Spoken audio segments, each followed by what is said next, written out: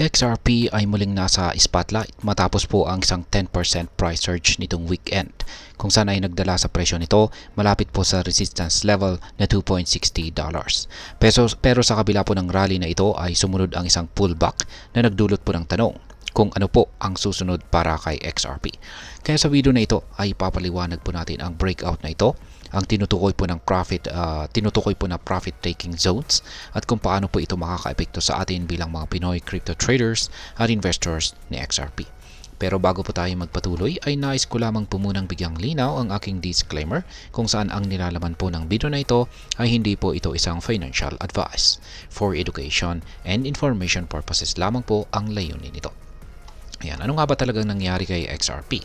Nito pong nakalipas na Sabado, January 11, si XRP po kasi ay nakaranas ng bullish breakout mula sa isang symmetrical triangle pattern na makikita po sa kanyang daily chart. Ayon po sa market analyst na si Ginong Arthur, ang ganitong pattern ay kadalasang nauuwi sa malalaking price movements. Ang presyo po ni XRP ay umabot sa resistance level na $2.60. Isa po itong price level na hindi nito narating ng higit sa isang buwan. Ngunit matapos po ang mabilis na pagtaas ay nagkaroon po ng pullback at bumaba ang presyo ni XRP sa $2.44 sa kasalukuyan. At kung saan ay meron po itong pagbaba na 3.45% sa nakalipas na 24 oras. Ngayon ay ano nga ba ang symmetrical triangle at bakit po ito mahalaga? Yan, ang symmetrical triangle ay isa po itong chart pattern kung saan ang presyo po ay nagko-consolidate or umiipit sa pagitan ng pababang resistance at saka paakyat na support lines. Kapag ang presyo po ay nag-breakout mula sa pattern na ito, kadalasan ay sinusundan ito ng malakas na price movement. Dito po sa kaso ng XRP, ang breakout ay nagpakita po ng pagtaas sa momentum at volume. Ngunit ayon po kay Ginong Arthur, mahalaga ang confirmation bago po lubusang mag-commit ang mga investors. Ibig sabihin ay kailangan pong makita na ang presyo ay nagiging stable sa itaas ng key levels tulad po ng $2.50. Ngayon ay ano naman po ang sinasabi ng RSI at saka volume. Ayan. Ang dalawang mahalagang indicators po na ipinaliwanag ni Ginong Arthur ay ang Relative Strength Index or RSI at ang trading volume. Yan, pagdating po rito sa RSI ni XRP ay ito po ay nasa 59.72 kung saan ay nangangahulugang nasa moderate bullish territory po ito. Ibig sabihin ay may sapat pang room para tumaas ang presyo bago ito umabot sa overbought level na 70.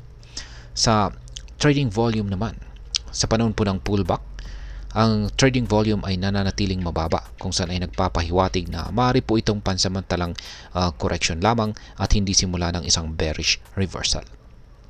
Ayan. Ngayon ay ano naman po ang profit taking zones na dapat po nating bantayan? Ayon po kay Ginong Arthur ay may tatlong mahalagang price levels na dapat po nating bantayan. Una ay ang support levels. So umpisan po natin dito sa support levels. Yan, ito po ay nasa ang unang presyo ay nasa $2.50. Ito po ang dating resistance na ngayon ay kailangan po mag-hold bilang support. Sunod dito ay ang $2.20 at saka ang $1.80. Kung mabigo po ang $2.50, maaaring bumagsak po ang presyo sa mga price levels na ito, kung saan ay magsisilbing sunod na mga support zones. Pagdating naman po sa resistance levels, una ay ang $2.80. Ito po ang susunod na target pagkatapos po ng breakout. Pangalawa ay ang $3. Ito po ang psychological resistance levels kung saan maraming traders ang posibleng mag-take profit sa price level na ito. Ngayon ay ano naman po ang dalawang posibleng senaryo para kay XRP? Kaya yan. Ayon po kay Ginong Arthur ay meron pong dalawang posibleng senaryo na mangyari dito. Una ay ang bullish scenario, pangalawa ay ang bearish scenario.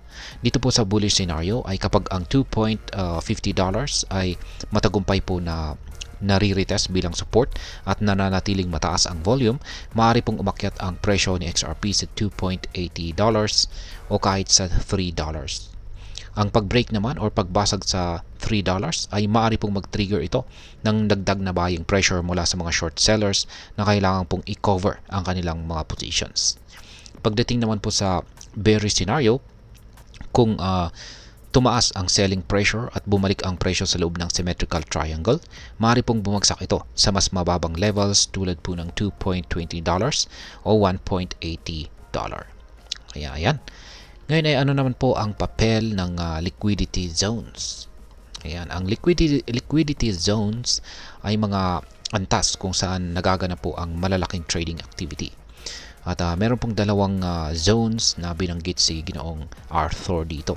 Una ay ang upper liquidity zone na nasa pagitan po ng $2.80 at saka $3. Kapag nabasag po ito, maaring magkaroon po ng chain reaction ng buying pressure na siyang magtutulak sa presyo pataas.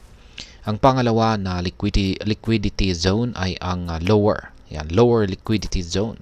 Ito po ay nasa pagitan ng $2.20 at saka $1.80. Kapag bumagsak naman po ang presyo sa zone na ito, maaaring makita natin ang accumulation ng mga bagong buyers na siyang magdadala ng rebound. Ngayon ay ano naman po ang maaaring maging epekto nito para sa atin bilang mga Pinoy crypto traders at investors nitong si XRP. Yan, una ay batayan ang key levels. Ang $2.50 ay isa po itong critical support level. Kung ikaw po ay day trader, mag-ingat sa biglaang pagbabago ng presyo malapit po sa price level na ito. Pangalawa ay alamin po natin ang ating risk-reward ratio. Kung ikaw po ay long-term holder, ang pagpasok po sa support zone ay maaaring magbigay ng mas magandang entry point. Pangatlo ay magandang maging handa na mag-adjust. Sa mabilis po na galaw ng crypto market, mahalaga po ang flexibility. Kaya mag-set po tayo ng stop loss para maprotektahan ang ating puhunan. At panghuli ay ano naman ang aking masasabi tungkol dito. Sa tingin ko po, ang kasalukuyang paggalaw ng XRP ay nagpapakita po ito ng potensyal na bullish momentum. Pero may mga risk din na dapat po nating i-manage. Mahalaga po ang tamang diskarte at pag-unawa sa market indicators tulad po ng volume, RSI at saka liquidity zones. Para sa mga Pinoy traders, ang mahalaga po ay hindi lang ang pag-asa sa hype, kundi ang pag-intindi sa technical at saka fundamental analysis. Kung maingat po nating babantayan ang market, makakakuha po tayo ng tamang oportunidad kahit sa gitna ng volatility. At ayan, hanggang dito na lamang po tayo sa video na ito mga ka-crypto. Sana po ay inyong nagustuhan ang aking paliwanag sa video na ito. Kung inyo po itong nagustuhan, pag-click lamang po ang like button nito. Marami pong salamat sa panonood, ingat po tayo lagi at God bless po sa ating lahat.